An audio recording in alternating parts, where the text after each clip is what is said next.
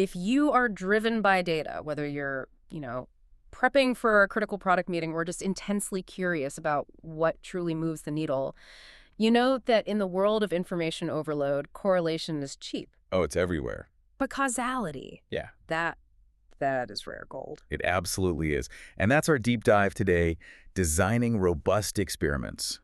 We are using a structured set of study notes, the kind designed for rigorous PM certification, to give you the definitive shortcut to understanding how product leaders move beyond just guesswork. Right. Not just defining A/B testing here, we're really breaking down the science of controlled change to determine why a feature works, not just if it launched. And our mission really is to extract the most critical, high-leverage insights from these, pretty complex principles.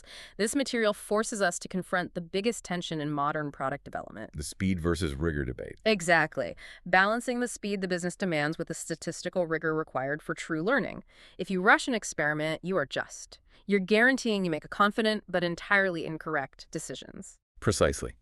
We've got 10 core learning objectives to cover, and they span everything from writing a perfect three-part hypothesis to diagnosing these catastrophic experiment failures that are caused by some really insidious statistical traps. By the time we're done, you'll have the checklist you need to vet any data-driven claim, whether it comes from your own team or, frankly, an external source. Experiments are the only true firewall against misinformation in your own product decisions. Okay, so let's unpack that foundation. We need a crisp, actionable definition of what we're even talking about. In product development, an experiment is, at its core, a controlled change. Right, controlled. One that you introduce to a subset of users in order to measure the causal impact on a chosen metric. And that word causal, that's everything. The emphasis on it is just paramount. When we look at A/B testing, which everyone has heard of, we see the blueprint. You've got your group A, that's the control, the status quo, and then you have group B, the variation, the new thing you're testing. Yeah. And you randomly split users between those two groups. Right. And that's key because the crucial design principle is that the only systemic variable that's different between A and B is the change you introduced. Exactly. So if you just notice, for example, that users who, start using your new dark mode feature tend to retain better. That's just correlation. Right, because maybe those users are already your power users. They were going to stick around anyway. They just like new features. Totally. Exactly. That correlation is just riddled with confounding variables. An experiment, by contrast, removes that self-selection bias. By forcing a random split, you ensure that, on average, Group A and Group B are statistically identical before the test even starts. So any difference you see after? It has to be from the change. Okay. So if Group B retains 15% better than Group A, that difference must be attributed to the dark mode feature. The experiment isolates the cause. It changes the statement from, users who saw our design spent more time to our new design caused an average 15% increase in session time for the group exposed to it. And that is actionable intelligence. That's something that justifies engineering cost. It does. But making that causal leap is only trustworthy if the experiment is executed flawlessly. And the source material, it lays out 7 non-negotiable requirements that really act as a quality control checklist. And if you violate any of these, your results, they might as well be random noise. So you're just wasting your time. Completely. Let's walk through them. First, you must have a clear hypothesis. Sounds obvious. It sounds obvious, but it is so often violated by these vague goals like, let's make the checkout better. If you can't define exactly what you expect to happen, you can't measure if it did. We'll spend a whole section on this. Okay, so that's number 1. What's number 2? Number 2 is a defined success metric. This is your primary target. You have to commit to one key metric that defines success before the test even starts. If you try to optimize for everything, you wind up optimizing for nothing. Right, focus is key. Then you've got third and fourth, which address the statistical mechanics, correct sample size and correct duration. These requirements are determined by statistical calculations that, we'll get into later. And if you get those wrong? Well, if you run a test too short or with too few users, you're risking what's called a type I or type 2 error, meaning you either declare a winner that isn't real or you miss a real win. So the rigor here is really about managing business risk. It is. Fifth is absolutely fundamental, proper randomization. Every single user who is eligible for the test must have an equal chance of landing in the control or the variation group. And if your randomization engine is flawed-like, maybe it defaults Group B users to a desktop experience while Group A gets mobile. You've got immediate systemic bias. The whole test is invalid from the start. Okay, what's next? Sixth is no contamination. This is all about preventing leakage. Users have to remain isolated within their assigned groups. This is often a technical challenge, solved by, persistent tracking mechanisms.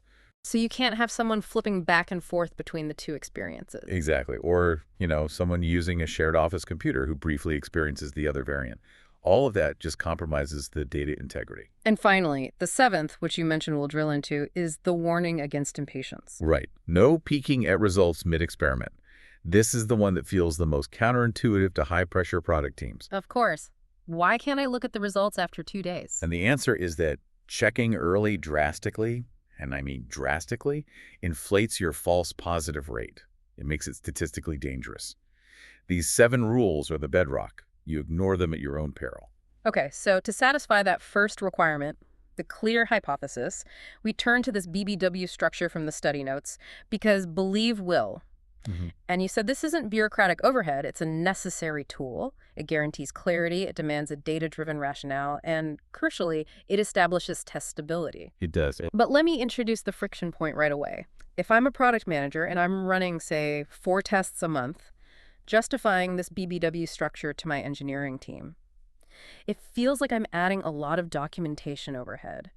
Why is writing this full backstory, the because, so essential for every single test? That is a fair challenge, and it gets right to that speed versus rigor tension we talked about. The because is essential because it forces investment discipline. Investment discipline, what do you mean by that? If you can't articulate the data-driven problem you're trying to solve, you shouldn't be spending development resources on the solution. It stops the team from just launching features simply because they feel right. Okay, so it's a filter for ideas. It's the best filter you have. So let's deconstruct the format. Okay. Part 1 is because the insight or data. The formula is pretty simple. Because we have observed or believe or know there's some insight or data. This is your diagnostic phase. So what's the evidence? What's the evidence? Are you basing this on analytics, like high drop-off rates? Is it qualitative user feedback? A competitive gap? You have to anchor your idea in current evidence. That's what justifies the investment. It's the why that stakeholders can actually understand.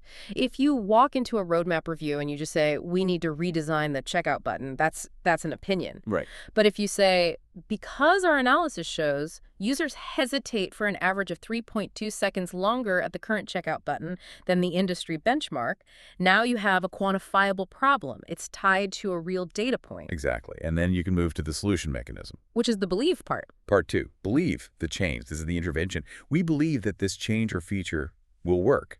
It makes the intended action explicit. You define exactly what you're modifying or building. So is it a new button color, which is low effort? Or is it a complex algorithmic change to personalization, which is very high effort? That's it. Clarity here manages the scope of work. And then finally, you get to the measurement. Which brings us back to the statistical rigor. Yep. Part 3, will the outcome. This anchors the quantifiability.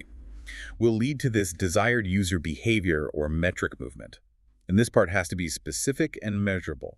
It often includes a predicted percentage lift. And that figure, that's the bridge to the next complex topic we're going to talk about, the minimum detectable effect. It is. A vague outcome makes the experiment totally unmeasurable. A quantified goal, on the other hand, allows us to calculate the required statistical power. Let's look at the concrete examples from the study material to show just how powerful this structure is when you actually execute it. Good idea. So take example 1, onboarding improvement. The observation starts with a really clear, proven relationship, because users who complete the tutorial retain 25% better. And that's a massive insight. That's not a guess. That proves that tutorial completion is a valuable signal of future behavior. It is. So the belief is the targeted intervention. We believe adding contextual nudges. A specific, deployable change, not just improve the tutorial. And then the desired outcome, which ties right back to the problem you identified, will increase tutorial completion by at least 10%. And then notice that 10% lift. It's a quantifiable target. It immediately guides the statistical requirements for the test. You can instantly run a calculation. Given our current completion rate, what sample size do we need to reliably detect a 10% relative improvement? Right. And let's contrast that with example 2, which focuses on optimizing a high friction area, the checkout funnel.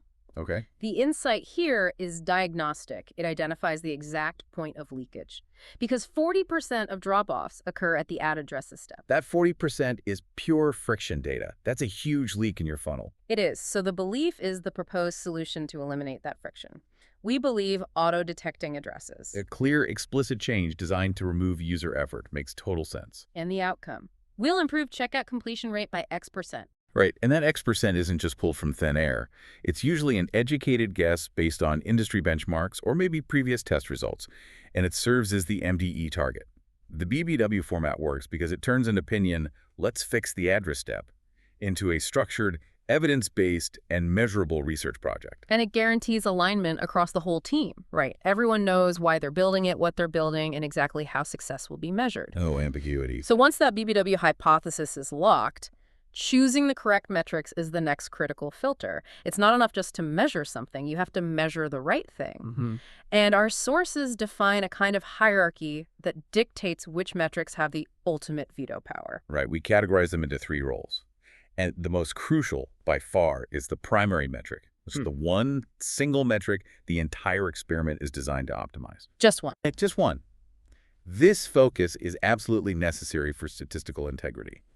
If you have, say, 5 primary metrics, you need 5 times the statistical power, which often makes the test impossible to run quickly. It just blows up your sample size requirements. So these primary metrics have to be super focused and tied directly to the hypothesis outcome. Directly. If you're testing an onboarding flow, your primary metric might be day 1 retention or tutorial completion rate. If you're testing a pricing change, it might be average revenue per user, ARPU. The success or failure of the entire experiment hangs solely on the movement of this one metric. Okay, so that's the top of the pyramid. What's below that? Below that, we have secondary metrics. And these are absolutely useful, but they play a supporting diagnostic role. They provide context. They help you understand why the primary metric moved, or, more often, why it didn't move. Can you give an example of that? Sure. Let's say your primary metric, conversion rate, stays totally flat. The test is a dud. But then you check your secondary metrics, and you notice that users in the new variant spent significantly less time reviewing product descriptions. Ah, so that tells you something. It tells you a story. It tells you the new variant, maybe it was a simplified landing page, inadvertently removed critical information that people needed to make a decision. So the secondary metric didn't determine success, but it explained the failure, and that guides your next iteration. Okay, that makes sense. But there's a third layer, the one you said often saves the business from a statistically successful but ultimately damaging outcome. Yes, the guardrail metrics. Guardrails. These are your non-negotiable health indicators. They ensure that even if the primary metric lifts spectacularly, the feature doesn't secretly cannibalize essential business health or, user experience quality. So they hold veto power over the experiment. Absolute veto power. And you must define what constitutes unacceptable damage before you ever launch the test. Can you give us some concrete examples? What are some essential guardrails that often get ignored? The most common ones involve cost and risk. So you have to guard against an increase in refunds or cancellations because that indicates long-term dissatisfaction. You must check for a significant decline in overall revenue or average basket size, which signals cannibalization. But I think the most important guardrails often relate to technical health or operational costs. Okay, so things like site speed or error rates. Exactly. Let's take a scenario. You launch a powerful new recommendation algorithm. Your primary metric clicks on recommended items goes up by 30%. A huge statistical win. Everyone's high-fiving. As one celebrating. Yeah. However, one of your guardrails is cost per active user for recommendations. And you find that variant B, because of its complex machine learning processing, doubled your cloud computing bill. Ouch. Which causes a massive drop in the profit margin guard rate. So you have a statistical win, but it's a massive business failure. What's the ultimate decision there? The guardrail vetoes the win. The experiment rejected. You do not deploy that feature until you can re-engineer it to deliver, maybe 80% of the benefit at an acceptable cost. This whole scenario just highlights why the rule is so strict, doesn't it? It does. It's one clear primary metric, 0 to 2 guardrails that define business health and hold that veto power, and then secondary metrics only for explanatory power. That's the setup. All right, this is where the conversation pivots from, product strategy to more hardcore statistical design. The minimum detectable effect, or MDE. This is arguably the single most strategic decision a product manager makes before they even launch a test. I would agree with that. The MDE is the smallest effect size. The experiment is statistically powered to reliably detect. So think of it like the sensitivity dial on your research microscope. That's a perfect analogy. If the true effect size of your feature is smaller than the MDE you set, your experiment will likely fail to confirm it, even if the improvement is real. And crucially, the MDE dictates everything downstream. It dictates the size of the required user sample and therefore the duration of the test. Absolutely. A massive feature launch that changes the entire user interface. You might set a large MDE because you expect a huge lift. A tiny optimization to a button color, on the other hand, might require a minuscule MDE because you only expect a fractional lift. And this is where that speed versus rigor conflict really comes into focus. It's centered right here.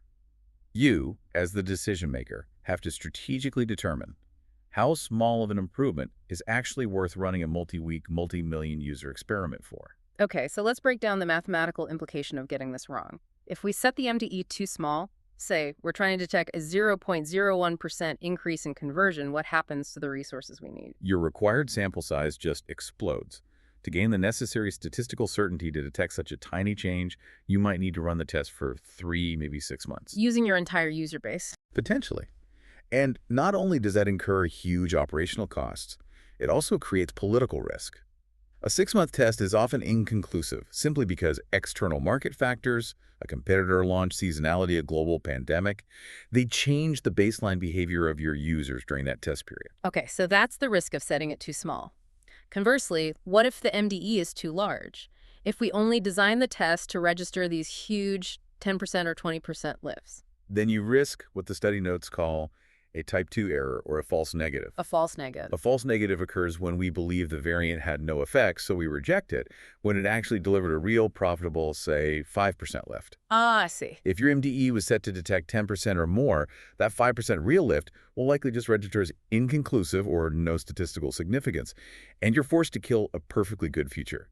You miss real, yet modest improvements. Okay, let's use a concrete number to make this really palpable. Let's say your baseline checkout conversion rate is 20%. Okay, 20%. If you set your MDE at 2 percentage points, your test is designed to confirm a successful change that moves conversion from 20% up to 22%. That's a 10% relative lift. Right. And if the true effect is 2%, your statistical design gives you high confidence. Yeah. Typically, we set this at 80% that you will detect it. What if the feature only moves the conversion from 20% to 21%? That's a 5% relative lift, which is still a fantastic business-relevant result. It's a huge win. But your statistically underpowered test will likely just register that 1% absolute lift as noise. Exactly. You won't achieve significance, and the feature gets binned simply because you optimized for speed, a high MDE over sensitivity, low MDE. So to really grasp this trade-off, we have to visualize the statistical context that's in the notes. Yeah. These overlapping normal distribution curves, H0 and H1. We do. Okay, let's unpack that. We have the red curve, H0, the null hypothesis, which basically assumes your feature had no effect. It's just the control group results. And then the green curve, H1, the alternative hypothesis, which assumes your feature did have the effect you hypothesized it would. Oh. The MDE, mathematically, is represented by the distance between the peaks of those two curves. If the curves are far apart, meaning a large MDE, they overlap very little. You need fewer users to tell them apart. And if they're close together? If they're close together, a small MBE, they overlap heavily. And that forces you to need a huge, narrow sample size to distinguish one from the other with any confidence. And we use 2 core parameters to manage the risk around these curves. First, the false positive area, often called the alpha level, which is usually set at 5%. Right. That's the risk you're willing to tolerate of rejecting H0 when H0 is actually true. Basically, declaring a winner that was just luck. Which means, in practice, 1 in 20 of our declared winners will actually cost us time and resources because they were just random chance. That's the cost of doing business with statistics. And the second parameter is statistical power, often set at 80%. What does 80% power practically mean for me as a PM? It means that if the effect is real, and it is at least as large as your MDE, you have an 80% chance of correctly detecting it. And conversely. Conversely, you accept a 20% chance of a type 2 error of missing a real win. And the strategic discussion here is critical. Do you lower that MDE to detect tiny changes and incur a massive cost? Or do you accept a higher MDE knowing you might miss valuable but modest lifts just to get results faster. It brings us right back to the PM trade-off. If you're optimizing a core funnel like sign-up or checkout, where even small fractional lifts equate to millions of dollars, you have to aim for a low MDE. You know you'll need a long test and massive traffic. Right, but if you're testing a brand new, highly visible, high-impact feature, you can probably accept a larger MBE, because if it doesn't move the needle significantly, it probably wasn't worth building in the first place. So the MDE choice is less about the math itself and more about strategic prioritization. Absolutely. It's a business decision informed by statistics. Okay, this section feels like it separates the amateurs from the experts. Knowing how to run a test is one thing, but knowing the statistical traps that invalidate tests, that seems critical. It is. The study notes heavily emphasize Evan Miller's essential warnings, which are really required reading for anyone serious about experiment design. So let's dive right into the trap we flagged earlier, what seems like the #1 violation of test integrity, the peaking problem. Yes. Why does looking at results early, before the predetermined duration is up, statistically break the experiment? It's all about an issue of repeated testing and probability inflation. So when you set a 95% confidence level, you're accepting a 5% chance of a false positive, right? Yeah. That 5% holds true if, and only if, you check the result once at the end of the predefined duration. Just one look. One look. But if you check the results every single day for 30 days, you are essentially running 30 simultaneous experiments. The probability of one of those 30 checks randomly hitting the 95% significance threshold at some point just skyrockets. So you're basically guaranteeing that random noise will occasionally look like a winner. You are. Stopping early because the results look good isn't rigor. It's confirmation bias amplified by probability. You drastically inflate the rate of false positives far, far beyond the 5% you intended. The rule has to be rigid then. Predefine your sample size and duration based on your MDE calculation, and you only stop when those criteria are met. Exactly. If a test is scheduled for 13 days, you do not look at the significance until day 14, no matter how impatient your stakeholders are. Okay, that's a big one. Moving on to another counterintuitive trap, one that relies on the complexity of segmented data.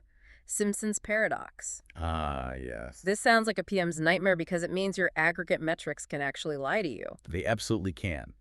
Simpson's paradox illustrates how a trend you see in aggregate data can completely disappear or even reverse when you divide that data into subgroups. How does that happen? It happens because there's an underlying non-uniform distribution of users between your cohorts that you aren't accounting for. Can you build a scenario for us? Sure. A major e-commerce company tests a new high-friction security feature on their payment page. Overall conversion rate for the test group, variant B, shows a statistically significant 1% lift. Sounds like a win. Well, Everyone's ready to ship it. they are, but here's the trap. It's revealed when you segment the data.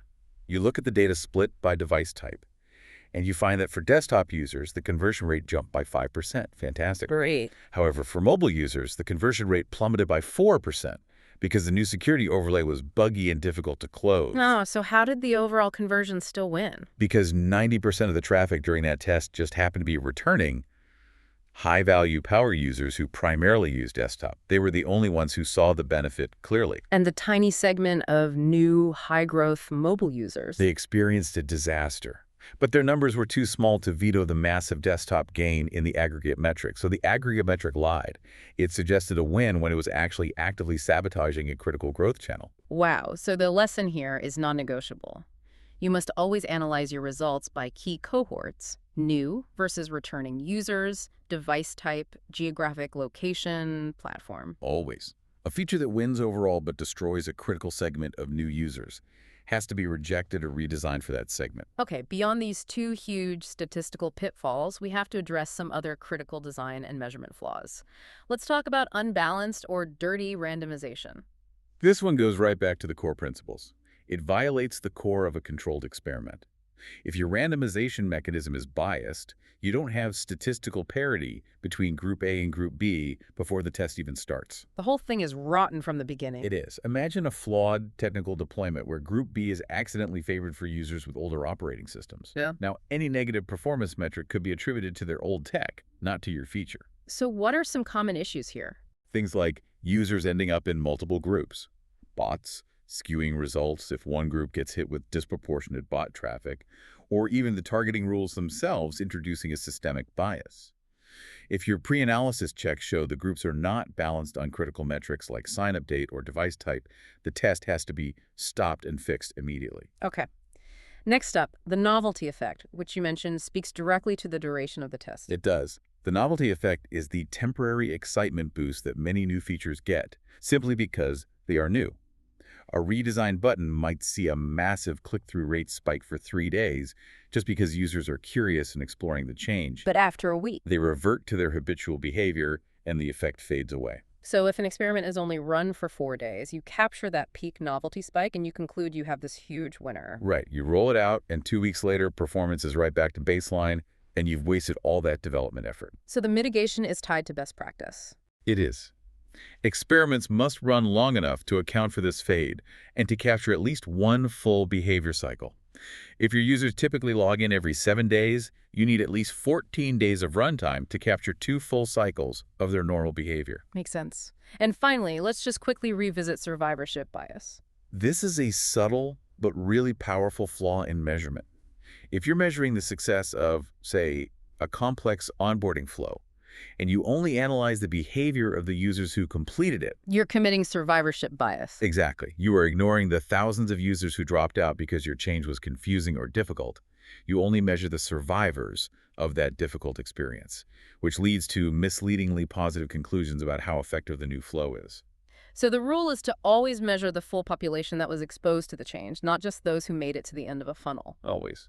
So, having avoided that statistical quicksand, we move into the practical execution required for a robust experiment. The underlying principle here seems to be stability and diligence, starting with duration. Right. We've stressed that duration has to be tied to the statistical need. So your MBE and sample size, and also user behavior cycles to avoid that novelty effect. And the best practice is non-negotiable. It is. You have to run the experiment for at least one full behavior cycle. If your platform sees distinct weekly usage patterns, say most of your purchasing happens on a Sunday, running a test from Monday through Wednesday is completely useless. You need a minimum of 7 days. At least 7 days, and ideally spanning multiple full cycles to get a really clean read. Okay, and what about stability during the runtime? Stability means isolating the experiment environment as much as you possibly can. So if you launch test A on pricing, you absolutely cannot simultaneously launch test B on the conversion button color on the very same page. Right, you're introducing multiple variables. And more importantly, you have to avoid major external market shifts or marketing campaigns that might impact one group disproportionately. If your marketing team launches a massive, targeted email campaign to a segment of users who primarily just happen to be in Group B, the lift you measure is probably due to the email, not your feature. So you have to coordinate across the whole organization to ensure the experiment population remains stable and undisturbed. You really do. And this diligence continues even before the analysis begins. The notes require these crucial pre- and post-analysis checks. Okay, tell me about the pre-analysis check. This is the critical step to confirm the integrity of your randomization. Before you even look at your primary metric results, you have to compare Group A and Group B on key pre-existing metrics. Like what? Things like average revenue, user tenure, device usage profiles. Are they roughly the same between the two groups? If you find that Group B received a statistically higher proportion of new users who naturally churn more, you've just discovered a dirty randomization flaw. And the test is invalid. Invalid. You catch the bias before it has a chance to influence your decision. So once you've confirmed that balance and the duration is complete, then you get to the post-experiment interpretation. Right, and this requires 3 rigorous steps, and they have to be performed in sequence. Okay, what's step 1? Step 1. Interpret statistical significance.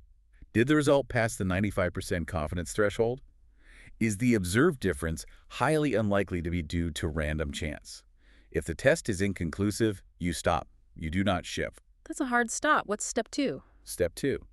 Interpret practical significance. This is the strategic layer. Was the effect size big enough to actually be business relevant? So it's not just about if the number moved, but if it moved enough to matter. Exactly. You might find a 99% statistically significant lift, but if the lift is only 0.001% and it requires significant engineering maintenance, it fails the practical significance test. You have to quantify the ROI. Will this lift pay for the engineering time and the maintenance costs? If the lift is statistically true but practically irrelevant, you reject the feature. Okay. And step 3, the ultimate business health check. check all guardrails. Did we harm the business in any way? Did system errors increase? Did our cloud costs double? Even if the feature's a massive statistical and practical winner, if it severely violates a critical guardrail, it must still be rejected or iterated upon until that guardrail is protected. So this final phase is where all that raw data gets converted into strategic organizational decisions. And we have to really deeply reconcile the difference between statistical significance and practical significance, because they often conflict in the real world. They do. Statistical significance confirms that the observed effect is real, it's not just random noise. Mm-hmm. And practical significance confirms that the effect is meaningful enough to warrant the business effort. They're independent concepts, and a PM has to balance both. That's a great way to put it. Think of it this way. You can have a result that is practically insignificant, a tiny, negligible lift, but it's statistically significant. You're 99.9% sure that that tiny lift is real. So you're highly confident in a worthless result. You are. And that should be rejected based on the practical test. And conversely. Conversely, you might see a massive 50% lift in conversions, extremely practically significant. But if the test was underpowered or stopped early, violating the MDE and peaking rules, it won't achieve statistical significance. So that huge gain might just be random fluctuation. It might. And you have to reject that too, because you can't be confident the lift is repeatable. Both failures matter equally. Okay. So after that check, we dive deep into consistency across cohorts, which is really the defensive measure against Simpson's paradox. It is. We have to ask, is the win consistent? Does the feature perform equally well for new users and returning users on different operating systems, in different geographic regions? And an inconsistent win introduces complexity that a standard A/B test result just doesn't prepare you for, right? It does. If your new feature is amazing on the iOS native app, but it's actively detrimental on Android, you don't necessarily kill the feature. So what do? You implement an immediate segmented rollout. You go 100% to iOS, 0% to Android, and then you prioritize an iteration on the Android experience based on the diagnostic insights you got from your secondary metrics. Which leads directly to the final decision check. We have to confirm the ultimate balancing act. We previously established that a statistically significant win that violates a guardrail must still be rejected. No exceptions. This sounds like the real-world leadership challenge. Stakeholder management. How does a PM handle a situation where the primary metric looks great, maybe the CEO is excited, but a guardrail failed? The PM's role in that moment is to be the chief advocate for long-term business health. You have to present the data impartially. So how would that sound? It would sound something like this. Variant B increased checkouts by 15%, exceeding our MDE and achieving 99% statistical significance. However, this feature resulted in a 40% increase in system crashes, violating our stability guardrail.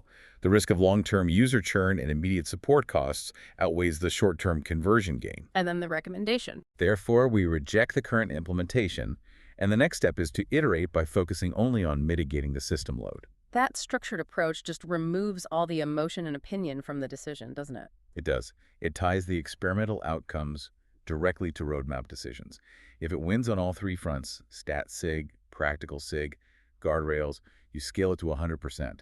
If it fails, you immediately either iterate based on the diagnostic clues from secondary metrics, or you kill the feature entirely and you reallocate those resources. And the notes correctly emphasize the need for structured diagnosing failure. An inconclusive result or a rejected variant shouldn't just be killed, it should be treated as a learning opportunity. Absolutely. If the feature failed to achieve statistical significance, you use the secondary metrics to diagnose why. So did users fail to engage with it? Was there low time spent? Did they use the wrong workflow? Low clicks on the intended button? Exactly. Structured diagnosis means that failure is never wasted time.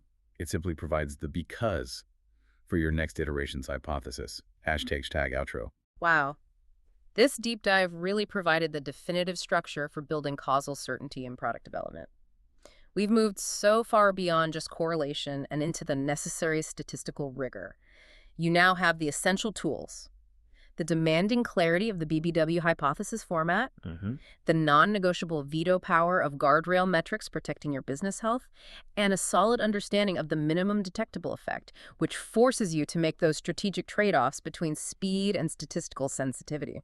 We cover the 7 strict requirements that guarantee test integrity and those insidious traps like peaking and Simpson's paradox that invalidate results even when the data looks good.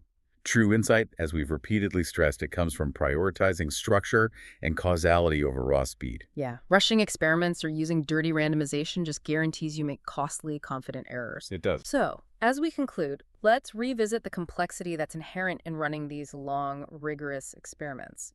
You have to set the correct duration, often spanning weeks or even months, to account for things like novelty effects and seasonality. But what happens when the underlying user-based behavior itself changes during a long experiment due to major external market factors? Say, sudden shift to remote work, a global economic crisis, or a massive competitor launch. That's the ultimate challenge, isn't it? When you look back at your sources, your articles, your research, how do you, as the decision maker, truly inoculate your results against those external factors that happen during the runtime, ensuring that the effect you measured still comes solely from your feature? Review the 7 criteria, especially proper randomization and those pre-analysis checks, and ask yourself, are the findings you rely on truly trustworthy, or are they actually victims of market noise? Designing robust experiments means constantly defending your results against the chaos of the real world.